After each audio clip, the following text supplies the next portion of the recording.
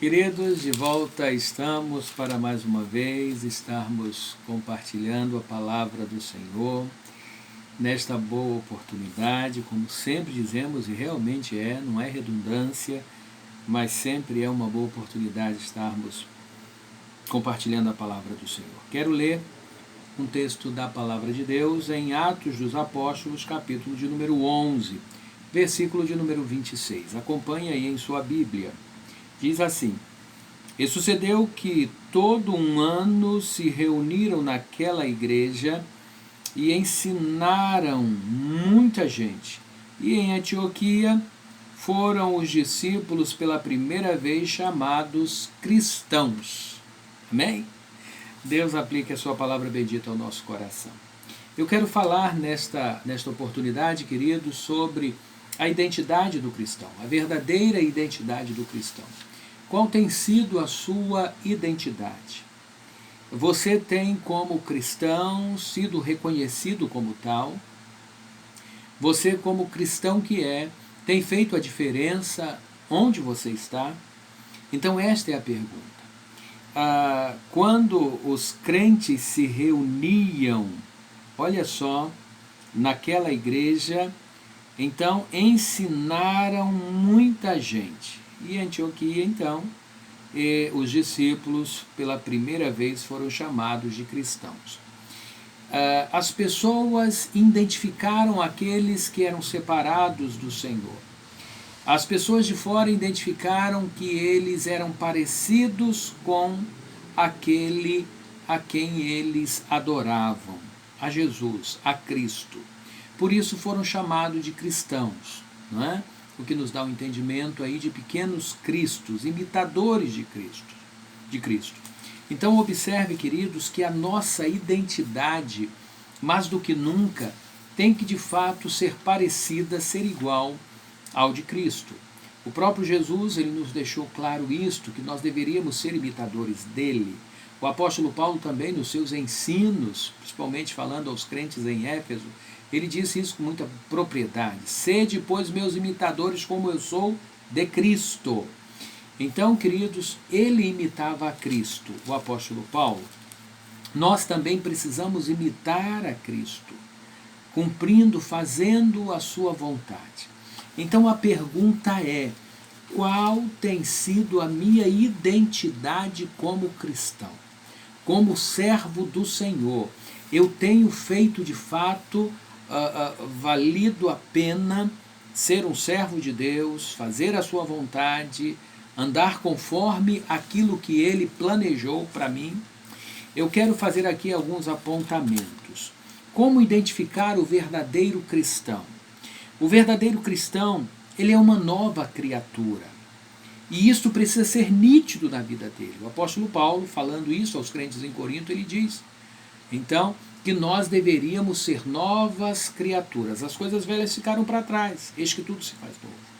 Então, se você tem uma identidade de Cristo, você precisa ser uma nova criatura.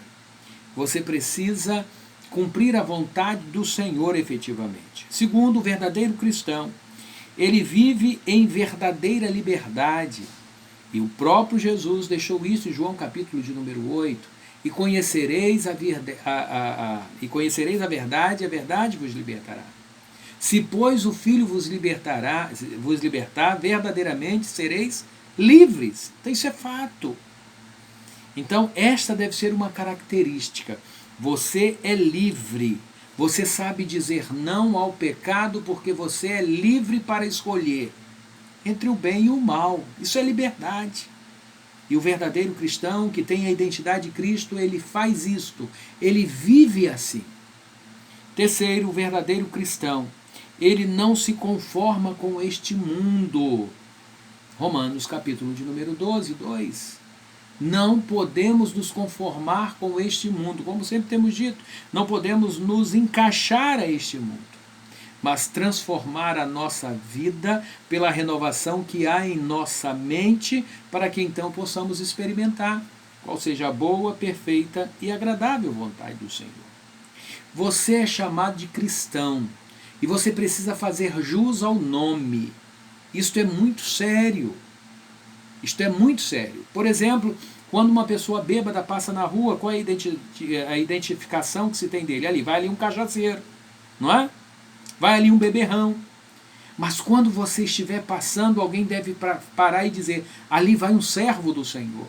Ali vai um homem, uma mulher de Deus. A identificação é esta. Não simplesmente pela roupa que você veste, mas pela sua postura num todo, pelo seu jeito de falar, pelo seu jeito de andar, pelo seu jeito de agir em meio às dificuldades da vida, ser sereno, ser equilibrado, falar a palavra de Deus de forma efetiva, tendo desejo de ganhar almas para Cristo sempre, porque você tem a identidade de Cristo. Eu fico maravilhado, queridos, que no ministério dos apóstolos, especificamente no ministério de Paulo, a gente vê aqui no capítulo 19, também de Atos, no capítulo 19, versículo 11, quando diz, e Deus, pelas mãos de Paulo, fazia maravilhas extraordinárias. Deus tem feito maravilhas extraordinárias através da sua vida? Ou você tem sido aquele crente cristão mesmo, dizendo ser parecido com Cristo, mas relapso? Isso é sério, muito sério. Então, Paulo realizava muitas maravilhas extraordinárias, a ponto de alguns judeus que estavam ali, eles desejarem ter o mesmo poder que o Espírito Santo de Deus outorgava a Paulo. Aí vejam aqui, eram alguns dos exorcistas, né, aqueles que ficavam ali, e eles começaram, diz o versículo número 13, a esconjurar algumas pessoas que estavam endemoniadas por Jesus a quem Paulo prega. E os que faziam isto eram 7 filhos de Seva, judeu principal dos sacerdotes. Olha o versículo de número 15. Respondendo, porém, o espírito maligno disse, conheço a Jesus, bem sei quem é Paulo, mas vós quem sois? Queridos, é triste, é lamentável, é frustrante, quando de repente alguém chegar para você, e mesmo você se identificando como crente, alguém chega para você e pergunta quem você é, você diz, eu sou cristão, sou membro de uma igreja tal, mas quando há a necessidade de Deus te usar, você causa vexame, você desaponta, você não está preparado, você não está em comunhão com Deus. Olha que coisa vexatória, que coisa vergonhosa. Então tem muitos aí querendo fazer coisas em nome de Jesus, queridos, mas Jesus está como que dissesse assim, ó, eu não conheço, não há afinidade. Eu sempre me reporto ao texto de Mateus capítulo 21, quando naquele dia, Jesus antevendo os fatos, ele diz, muitos me dirão, Senhor, Senhor, em teu nome eu expulsei demônio, em teu nome eu profetizei, em teu nome eu realizei tantas maravilhas, e o Senhor dirá, apartai-vos de mim, porque eu nunca vos conheci. Isso é triste, queridos, triste. Então observem que nós precisamos ter afinidade com o Senhor, salvação, ter a identidade de Cristo, tem a ver com relacionamento, tem a ver com identidade de verdade. E a gente percebe, queridos, que infelizmente muitos são os que não têm de fato uma identidade verdadeira, plena com o Cristo que diz servir. Então prestemos bastante atenção. Confiemos sim no Senhor, peçamos a Ele ajuda, peçamos a Ele misericórdia. Senhor, tenha misericórdia da minha vida, porque eu tenho deixado a desejar.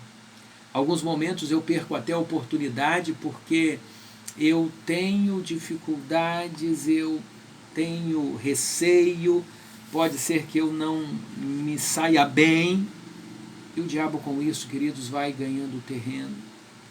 Então nos apercebamos disso. Qual é a tua identidade? Você de fato é um cristão? Deus tem te usado como um cristão, como um pequeno Cristo? como um aliado do Senhor. Então perceba isto, meu amado, e fuja das tentações deste mundo, fuja daquilo que Satanás apresenta para você e sirva ao Senhor, meu amado, de forma verdadeira e plena. Faça isto. Então, você é cristão, você é um servo de Deus. Então, quando o Senhor precisar de você, diga: Senhor, pode me usar, porque eu sou teu servo. Eu estou preparado, usa-me para a tua obra.